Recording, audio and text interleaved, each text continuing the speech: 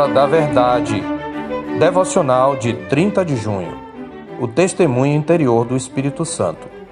Mas eu vos digo a verdade. Convém-vos que eu vá, porque se eu não for, o Consolador não virá para vós outros. Se porém eu for, eu vos-lo enviarei. Quando ele vier, convencerá o mundo do pecado, da justiça e do juízo. Do pecado, porque não creem em mim. Da justiça, porque vou para o Pai, e não me vereis mais.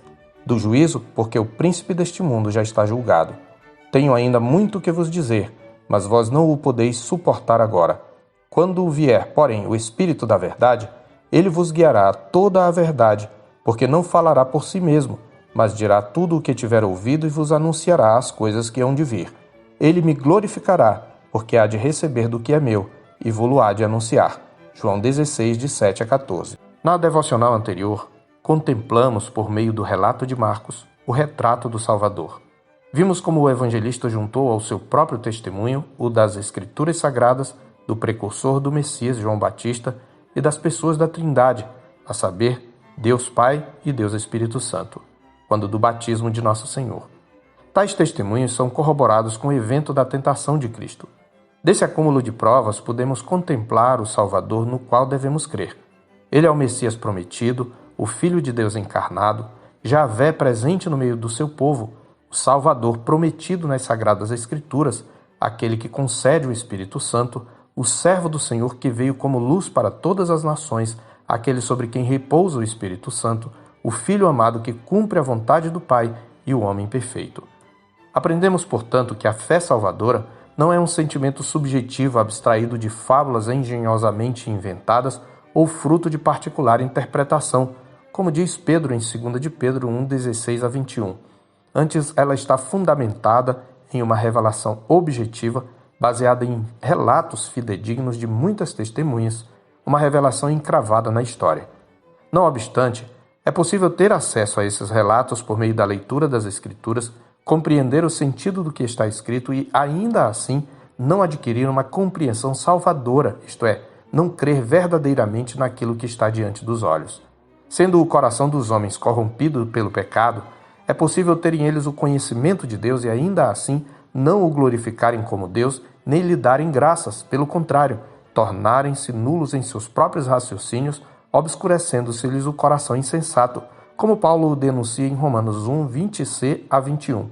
Pois ali, embora o apóstolo esteja se referindo à atitude dos homens diante da revelação natural ou geral de Deus na criação, a verdade aplica-se igualmente à revelação especial encerrada nas Escrituras. Em ambos os casos, aqueles que rejeitam a verdade de Deus tornam-se indesculpáveis. Jesus denunciou tal pecado de ignorância culpável ao confrontar os judeus que se opunham a ele. Ele disse: examinais as Escrituras, porque julgais ter nelas a vida eterna, e são elas mesmas que testificam de mim. Contudo, não quereis vir a mim para terdes vida. João 5, 39 e 40.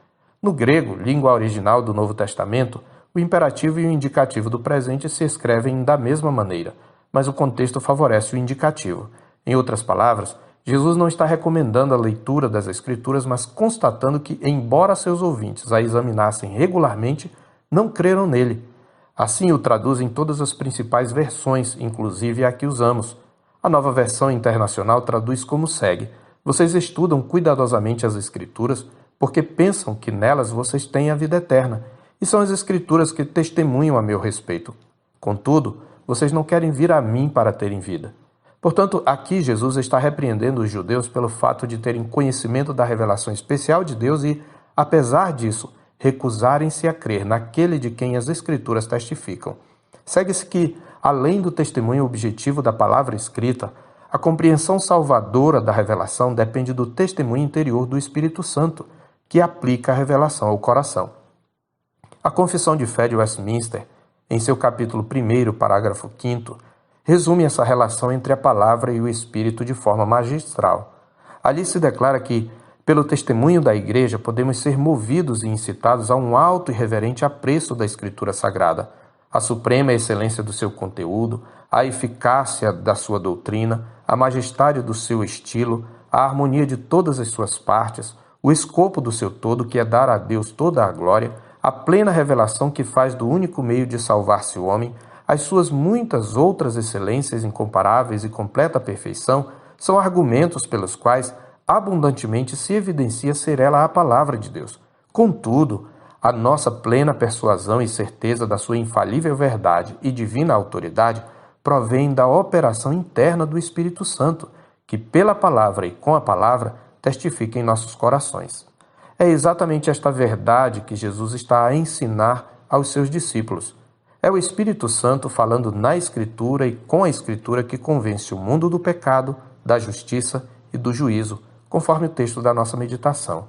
É Ele quem desvenda o mistério da vontade de Deus revelada no Evangelho de Cristo e, uma vez crendo em Cristo, Ele nos cela para o dia da redenção. Ele nos ilumina o coração para compreendermos a verdade das Escrituras, capacitando-nos a contemplar pela fé a glória de Cristo. Desse modo, palavra e Espírito se unem para produzir arrependimento e fé no pecador. O Espírito foi quem inspirou a palavra, e é Ele quem ilumina o coração para compreendê-la e capacita-nos a praticá-la. Por isso, os dois nunca devem ser separados. Leia a Escritura, estude a Escritura, medite na Escritura, mas faça-o na dependência do Espírito de Deus. Busque a plenitude do Espírito Santo, mas não se esqueça que o Espírito conduz você testemunhando na Escritura e com a Escritura. Pois o mesmo que diz, enchei-vos do Espírito, também ordena, habite ricamente em vós a palavra de Cristo. Eu sou o pastor Marcos Augusto, pastor da Terceira Igreja Presbiteriana de Boa Vista, em Roraima. Tenha um bom dia na paz do Senhor Jesus.